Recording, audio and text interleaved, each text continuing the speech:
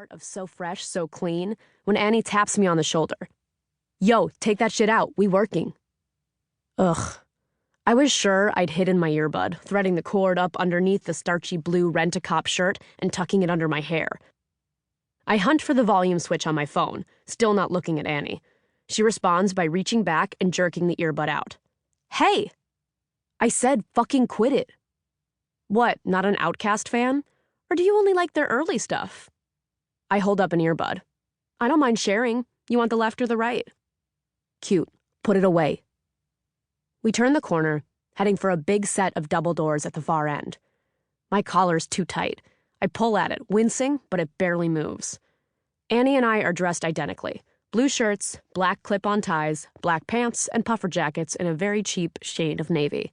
Huge belts, leather with thick metal buckles. Paul picked up the uniforms for us. I tried to tell him that while Annie might be able to pass as a security guard, nobody was going to believe that the Edmonds building would employ a short, not very fit woman with spiky black hair and a face that still gets her ID'd at the liquor store.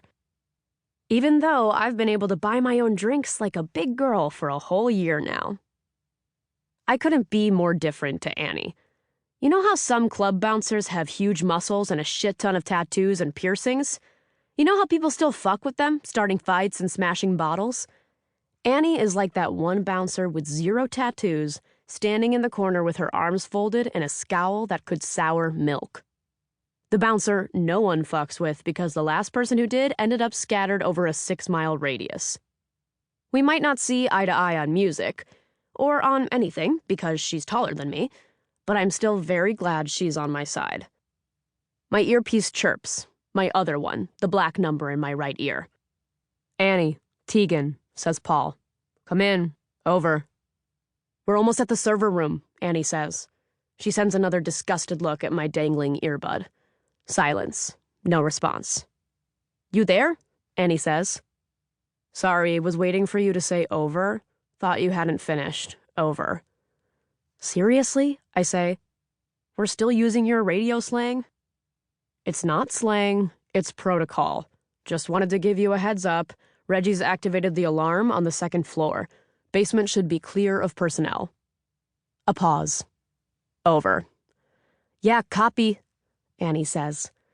She's a lot more patient with Paul than I am, which I genuinely don't understand. The double doors are like the fire doors you see in apartment buildings. The one on the right has a big sign on it, white lettering on a black background. Authorized personnel only. And on the wall next to it, a biometric lock. Annie looks over at me. You're up. My tax form says that I work for a company called China Shop Movers. That's the name on the paperwork anyway. What we actually do is work for the government, specifically for a high-level spook named Tanner. For some jobs, you need a black ops team and a fleet of Apache choppers with heat-seeking missiles. For others, you need a psychokinetic with a music-hating support team who can make a lot less noise and get things done in a fraction of the time.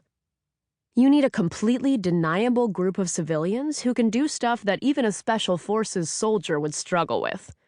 That's us. We are fast, quiet, effective, and deadly. Go ahead, make the fart joke. Tanner didn't laugh when I made it either. The people we take down are threats to national security. Drug lords, terrorist cells, human traffickers. We don't bust in with guns blazing. We don't need to. Not with my ability. I've planted a tracking device on a limo at LAX, waving hello to the thick-necked goon standing alongside the car while I zipped the tiny black box up behind his back and onto the chassis. I've kept the bad guys' safeties on at a hostage exchange. Good thing, too, because I tried to start shooting the second they had the money and got one hell of a surprise when their guns didn't work.